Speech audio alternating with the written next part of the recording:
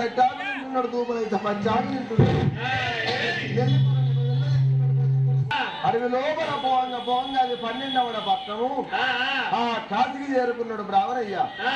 కాశీ గంగలకు వచ్చే వరకల్లా 7 గంగలు ఎల్లి పారుతున్నాయి, 14 గంగలు పలిసి పారుతున్నాయి.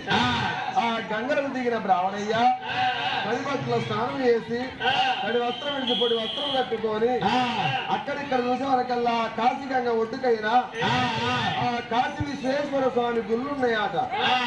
ఆ గుళ్ళకి వచ్చే వరకల్లా గుళ్ళ యొక్క బ్రాహ్మణయ్యకు ఒక చిన్నగా రాయి చెంబు దొరికింది. ఏమిరా నా భార్య బ్రాహ్మణ శివమ్మ, పిల్లలు లేక పీచు కొద్ది బాలలు లేక భ్రమ కొద్ది నా భార్య కలకల కలకల కన్నీరు తెస్తున్నది. ఈ రాగి చెంబు నిండా నీళ్లు ఉండబోయి నా భార్యకు తాగిపిస్తే మాకు కొడుకన్న బిడ్డన్న ఉడితే అంతే చాలనుకున్నాడు బ్రాహ్మణయ్య. తాను వేసిన బ్రాహ్మణయ్య గుళ్ళల్లో పూజలు వేసి ఆ దొరికిన రాగి చెంబు నిండా నీళ్లు ముంచుకొని మలుతున్నాడే బ్రాహ్మణయ్య.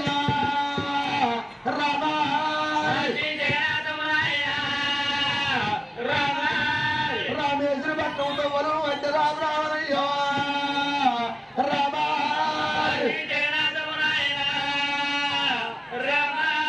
రామేశ్వరి పట్టణం దాన్ని వచ్చిండు బ్రాహ్మణయ్య.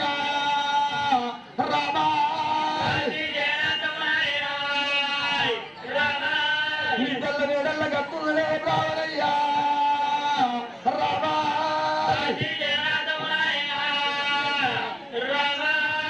ఇళ్ళ గంటల గల్ల భర్త రాగ ఎదురు సొంతున్నది రావరమ్మ.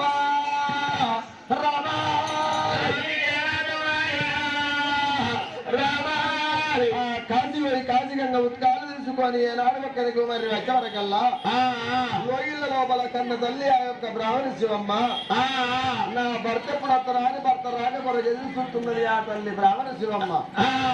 వచ్చేడు భర్త గడ్డ తిరిగి కుడి పాదం గడి కుడి పుల్ల చూసుకొని ఆ భర్తలు ఇల్లు నింపుకునే వరకల్లా ఓ బ్రాహ్మణమ్మ కోరుకున్నట్టు కాలు నడకన కాశీ పోయి కాశీ గంగ ఉత్కాలు తీసుకొచ్చిన మన రాజ్యం లోపల ఎంతో మందికి కలిగింది సంతానము, మనకు కూడా తప్పకుండా కలుగుతుంది.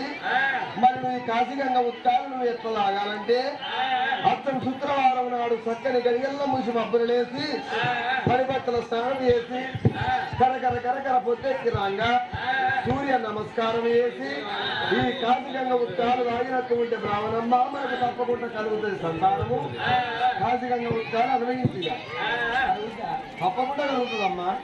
ఏమవుతుంది నీళ్ళకి సంతానం అయితే రావణమ్మ. మన రామేశ్వరి భక్తుల లోపల ఎంతో మందికి కలిగింది సంతానం, మనకు కూడా కలుగుతుందమ్మా. నాడు కనకల్లి బ్రాహ్మణ శివమ్మ నాడా ప్రాణేశ్వరం నువ్వు ఎక్కినట్టుగా నాడా కాశీ గంగ ఉతకాలు లాగుతానని ఆ కన్నతల్లి బ్రాహ్మణ శివమ్మ ప్రొద్దున లేచింది, తడబట్టల తానం చేసి అచ్చం శుక్రవారం నాడు ప్రొద్దున చేసి తడబట్ట తానం చేసి కరకర కరకర పొద్దెక్కి రావంగా ఆ సూర్య నమస్కారాలు చేసి తల్లి బ్రాహ్మణ శివమ్మ